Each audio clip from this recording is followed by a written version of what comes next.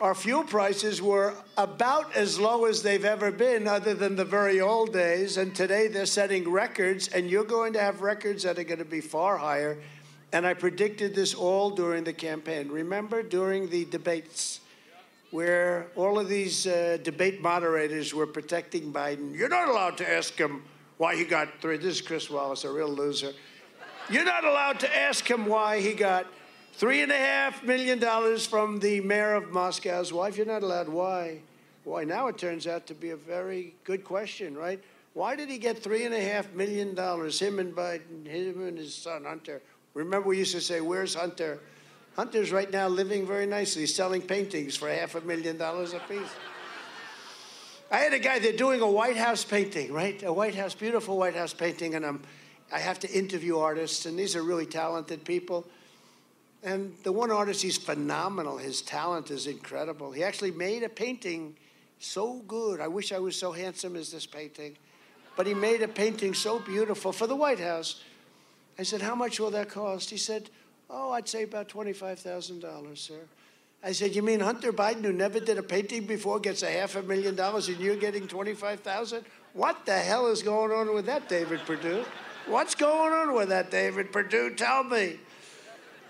But there's a new slogan you're hearing all across the country, and it's on hats. It's on the best-selling hat.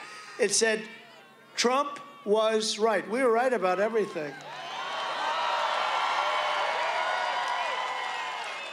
And in addition to restoring the Trump energy policies, the United States must also immediately restore the Trump border policies.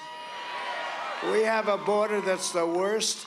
We have people coming into our country. They're let out of prisons from many countries, not just the four that I've always named, but from many, many countries. Last week, we have a man named Tom Homan someplace around here. Where the hell is Tom Homan? Where's the great Tom Homan? This is one of the greatest men. And is he central casting or what, Matt? He's central casting? The Tom Homan was the strongest person on the border. I mean, he's incredible.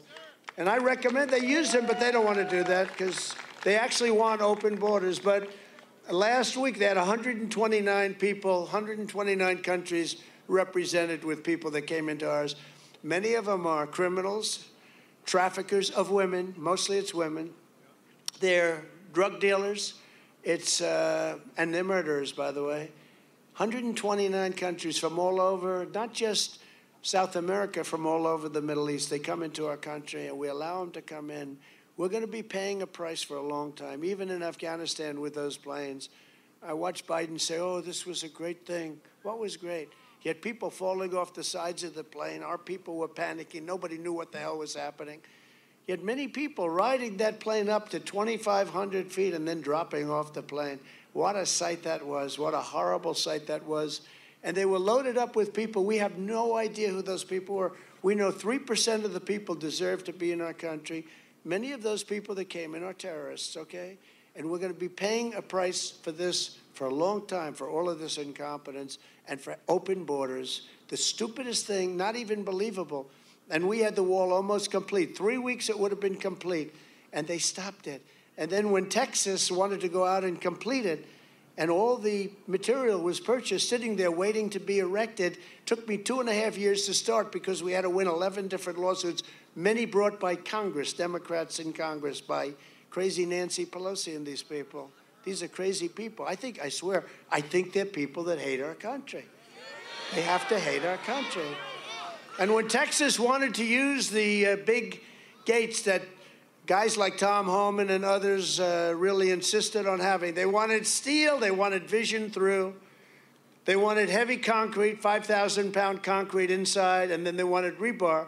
And they wanted them, Tom, to be wired for all sorts of different wonderful things, like for drone use and for computer use, and they're fully wired, very complicated stuff. So when Texas, it's all purchased.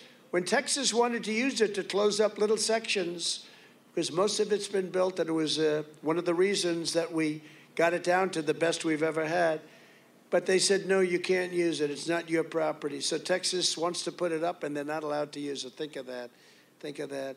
And what I did is I called Mexico, and I said, Mexico, you know what? They're coming through, and I get along very well with the president. He's a socialist, but can't have everything.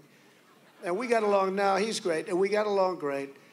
And I said, Mr. President, you have to do me a favor. We need your soldiers to protect our country. You believe this? I'm saying Mexico, protect our country. They're coming through in caravans, thousands and thousands of people.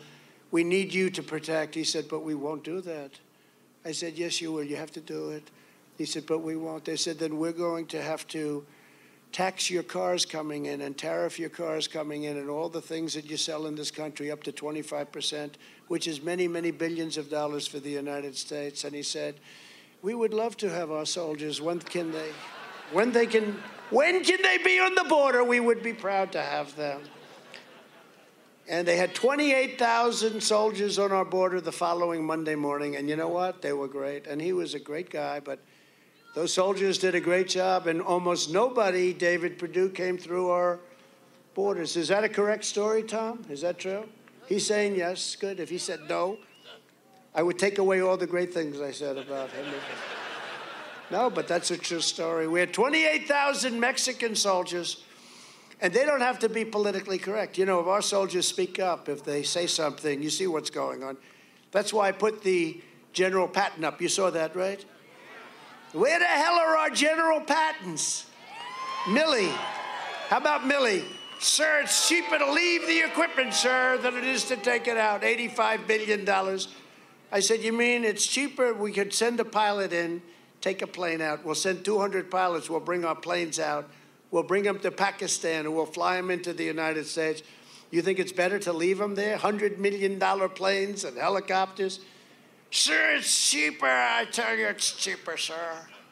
That's when I realized he was a freaking idiot. And that's when, no, that's what happens.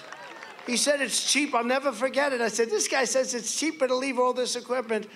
And I know what happened to Biden. He went with a group of people and convinced them it was cheaper to leave $85 billion worth of equipment. Think of this, 700,000 machine guns, rifles, guns of all types. Goggles, the likes of which we don't have because they have the new model. You know, they didn't fight. The Afghans and the Taliban, they're very good fighters, but they never fought at night. Now they can fight at night because we gave them thousands and thousands of night goggles. And airplanes and helicopters and tanks, and listen to this, 70,000 trucks. Who the hell has 70,000 trucks? Nobody. Right, Bruce? 70,000 trucks are left in Afghanistan. And most of those trucks have steel armor plate on them. The money and the stupidity of our country, and when they watch this in China, and when Kim Jong-un watches this in North Korea. Remember, we were going to be in a war, according to Obama, with North Korea. We didn't have any war. In fact, I got along after the first 2 months of fighting him verbally. It was mostly a verbal fight. He said, I don't like that guy.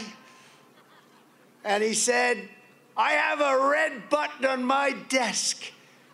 And then I said, remember, I have a red button also, and my button is bigger and stronger than yours, and my button works. Remember that?